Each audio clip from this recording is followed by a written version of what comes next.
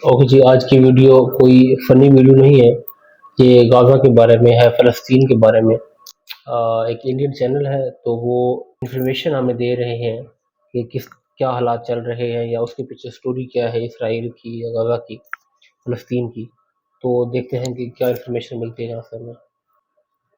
नमस्कार दोस्तों, Israel Palestine युद्ध को शुरू हुए 2 हफ्ते होने को हो रहे हैं और अब गाजा में हालत किसी नरक से कम नहीं है। 9 अक्टूबर से इसराइल ने गाजा पर एक टोटल ब्लॉकेड लगा रखा है। इसका मतलब खाना, दवाइयों की सप्लाई, पानी की सप्लाई और बिजली तक कट ऑफ कर दी है इसराइल ने गाजा में। ऊपर से लगातार बमबारी जो हो रही है वो, और गाजा में जो दृश्य देखने को मिल रहे हैं वो बहुत खौफनाक है। इस फुटेज को देखिए, पूरे के पूरे मोहल्ले चकनाचूर हो चुके हैं। ये वो बिल्डिंगें थी गाजा में जिन्हें इजरायली एयर स्ट्राइक्स के द्वारा टारगेट किया गया। एस्टिमेट्स के अनुसार 2800 से ज्यादा पैलेस्टीनियन सिविलियंस मारे जा चुके हैं। हजारों इस मलबे में अभी भी दबे पड़े हैं। बाकी जो अभी भी जिंदा है वो हॉस्पिटल्स और स्कूलों में शेल्टर लेने की कोशिश कर रहे हैं, लेकिन 16 अक्टूबर तक यूनाइटेड नेशंस की शेल्टर्स में भी पानी खत्म होने लग गया था। यूनाइटेड नेशंस की एजेंसी UNRWA ने 15 अक्टूबर को कहा कि यहाँ गाजा में हमें एक अनप्रेसिडेंटेड ह्यूमन कैटास्ट्रफी देखने को मिल रही है। महमूद मतार, गाजा में काम करने वाले एक सर्जन, ने BBC को बताया कि हॉस्पिटल्स पूरी तरीके से ओवरवेल्म हो चुके हैं। पानी नहीं है, बिजली नहीं है और हमारा नेटवर्क कनेक्शन भी खराब है। मैं अभी पानी की तलाश में हूँ। गाजा में नसीर हॉस्पिटल में काम करने वाले एक और डॉक्टर ने बताया कि फ्यूल खत्म होने वाला है। 60 पेशेंट्स हैं डायलिसिस पर, 35 पेशेंट्स ICU में जिन्हें वेंटिलेटर्स की जरूरत है। फ्यूल खत्म हुआ तो इन्हें बचा कर रखना पॉसिबल नहीं हो पाएगा।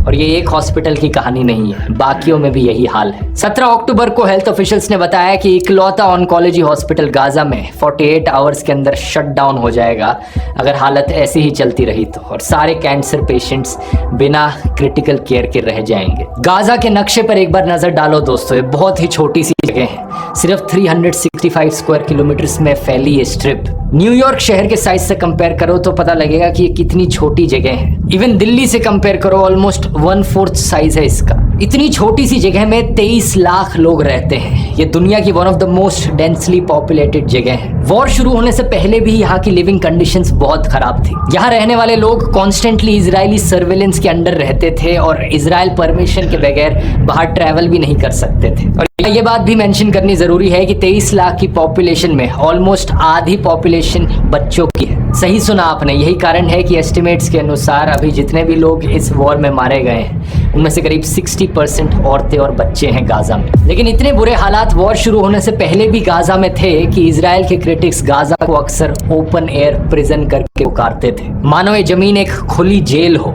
7 अक्टूबर को हमास ने इजराइल पर एक आतंकवादी हमला किया था जिसकी वजह से वॉर शुरू हुई, लेकिन उसके रिस्पॉन्स में इजराइल लगातार गाजा पर हमले किए जा रहा है। गाजा पर एक टोटल ब्लॉकेड लगाकर, जिसमें ना सिर्फ हमास के लोग मारे जा रहे हैं बल्कि पैलेस्टीनियन सिविलियंस भी मारे जा रहे हैं और अब पूरा गाजा एक नरक बन चुका है। लोगों का कहना है कि इस तरीके की कलेक्टिव पनिशमेंट देना गाजा की जनता को इजराइल जो कर रहा है वो भी किसी आतंकवाद से कम नहीं है। नॉर्वेजियन फॉरेन मिनिस्टर ने कहा कि इस तरीके का फुल ब्लॉकेड लगाना अनएक्सेप्टेबल है। लोगों की मदद के लिए दवाइयां और खाने की सप्लाई तो पहुंच सके कम से कम। यूनाइटेड नेशंस के सेक्रेटरी जनरल एंटोनियो गुटेरेस ने भी सिमिलर चीज कही। इजराइल को ह्यूमैनिटेरियन एड अलाउ करनी चाहिए गाजा में और हमास को इजरायली हॉस्टेजेस को रिलीज कर देना चाहिए बिना कंडीशंस के।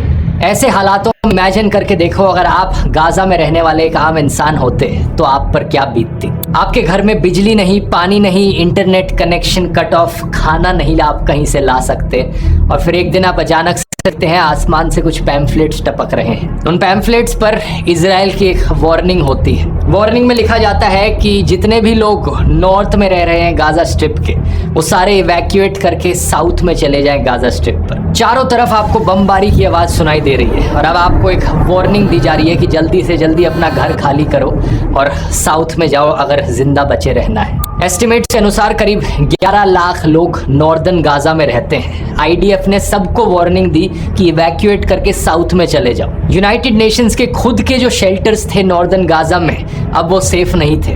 नॉर्दर्न गाजा में मौजूद हॉस्पिटल, स्कूल्स, क्लिनिक्स किसी को भी टारगेट किया जा सकता था। UNRWA ने पॉइंट आउट किया कि कैसे बहुत सी प्रेग्नेंट औरतें, बच्चे, एल्डरली लोग जो मूव नहीं कर पाएंगे, कहाँ जाएंगे, वो इवैक्यूएट कैसे करेंगे। ऊपर से वर्ल्ड हेल्थ ऑर्गेनाइजेशन ने इजराइल के ऑर्डर्स को स्ट्रांगली कंडेम किया।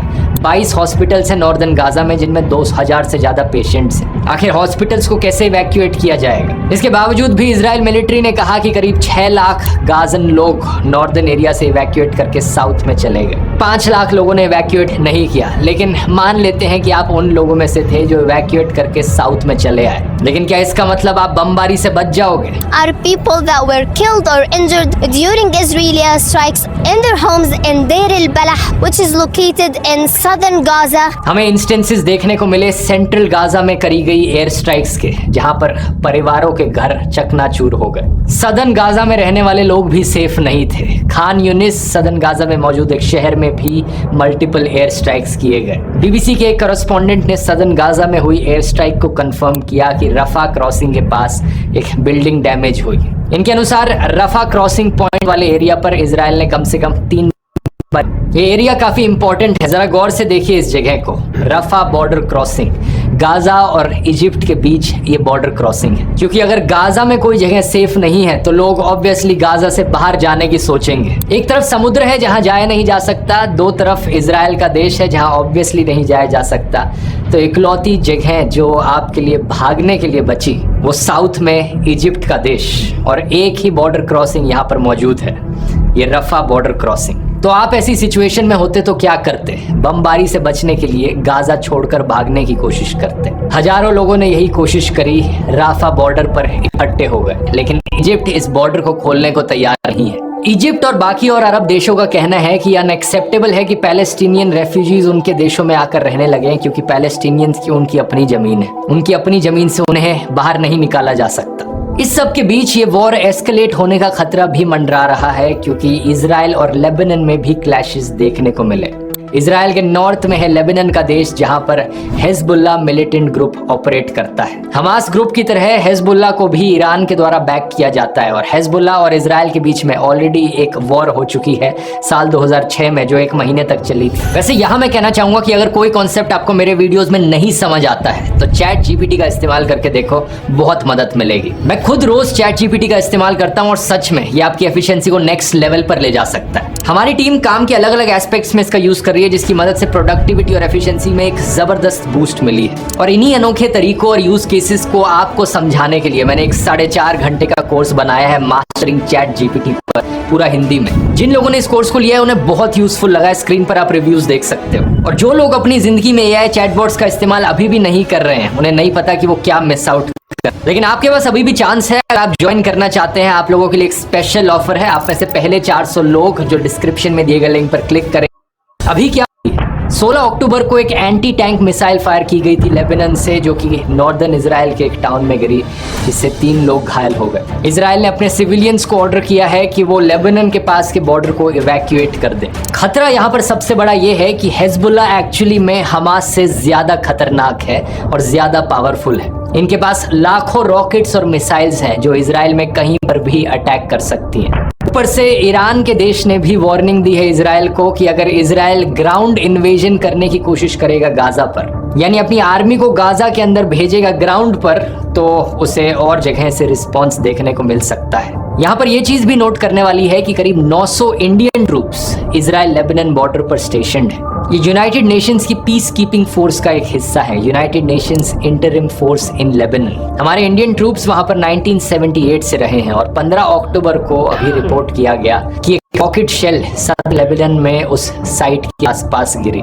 हालांकि कोई कैजुअलिटीज थैंकफुली नहीं रिपोर्ट की गई। ये सवाल अभी भी एक बहुत बड़ी मिस्ट्री है कि हमास 5000 से ज्यादा रॉकेट्स कैसे इकट्ठे कर पाया गाजा में, और कैसे इजराइल को इसके बारे में बिल्कुल नहीं पता चला। पिछले वीडियो में मैंने बताया था कि इजिप्ट ने ऑलरेडी वार्निंग दी थी इजराइल को कि एक हमला होने वाला है। बाद में पता चला कि अमेरिका को भी इसके बारे में इंफॉर्मेशन थी, और उन्होंने भी वार्निंग दी थी इजराइल को। 28 सितंबर का एक अपडेट था मल्टीपल स्ट्रीम्स ऑफ इंटेलिजेंस के द्वारा कि हमास रॉकेट अटैक्स कर सकता है बॉर्डर के अक्रॉस।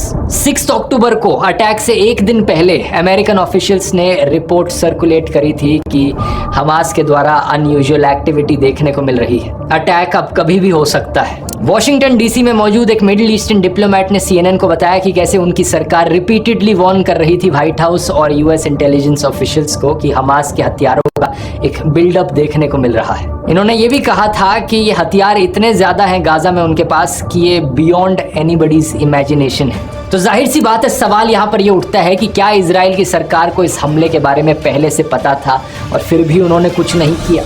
यहाँ पर इजराइल की इंटरनल पॉलिटिक्स पर भी एक नजर डालो। इसकी बात मैंने इस वाले वीडियो में करी थी कि पिछले कुछ सालों से इजराइल की पॉलिटिक्स काफी अनस्टेबल रही है। बहुत सी इलेक्शंस हुई हैं और अभी के जो करंट प्राइम मिनिस्टर हैं बेंजामिन नेतन्याहू, उन पर फ्रॉड का चार्ज लगा है, ब्रीच ऑफ ट्रस्ट का चार्ज लगा है और 3 अलग अलग स्कैंडल्स में रिश्वत लेने का चार्ज लगा है। एलिगेशंस हैं कि बड़े बड़े बिलियनियर्स ने इन्हें पैसे दिए। ये इस चीज को डिनाई करते हैं, लेकिन करप्शन ट्रायल चलने लग रहा है नेतन्याहू के खिलाफ, जिसमें केस 1000, केस 2000 और केस 4000 है। ये ट्रायल्स पेंडिंग है और मैंने इस वाले वीडियो में बताया था कि कैसे प्रधानमंत्री नेतन्याहू यहाँ पर जुडिशरी में अदला बदली करने की कोशिश कर रहे हैं, इस प्रोसेस को बदलने की कोशिश कर रहे हैं कि कैसे जजेस की सिलेक्शन होती है। इजराइल की जनता इस चीज को लेकर सड़क पर आ गई थी और पूरे देश भर में प्रोटेस्ट भी देखने को मिले थे कुछ टाइम पहले। यहाँ राहत इंदौरी की वही लाइनें याद आती हैं, सरहदों पर बहुत तनाव है क्या, कुछ पता तो करो, चुनाव है क्या। जब से वॉर शुरू हुई है, नेतन्याहू ने इमरजेंसी पावर्स का इस्तेमाल करके अपनी जगह बरकरार रखी है। अगर ये वॉर नहीं होती, उनके खिलाफ करप्शन ट्रायल चलता, तो क्या उन्हें अपनी प्रधानमंत्री पोजीशन से नीचे उतरना पड़ता? ये भी एक सवाल है। इसके अलावा एक और आरोप जो नेतन्याहू पाया जा रहा है कि इन्होंने खुद हमास ग्रुप को बढ़ावा देने की कोशिश करी थी पास्ट में। एक तरफ थे दोस्तों महान Israeli prime minister yitzhak Rabin, जिनकी बात मैंने इजराइल काफ़ी इंफॉर्मेटिव वीडियो है ये इनके चैनल है यूट्यूब पे, ध्रुव राठी के नाम से, ध्रुव राठी या इस तरह का कुछ नाम है। अगर कोई यहाँ पे देखना चाहे तो ये काफ़ी इंफॉर्मेटिव होता है।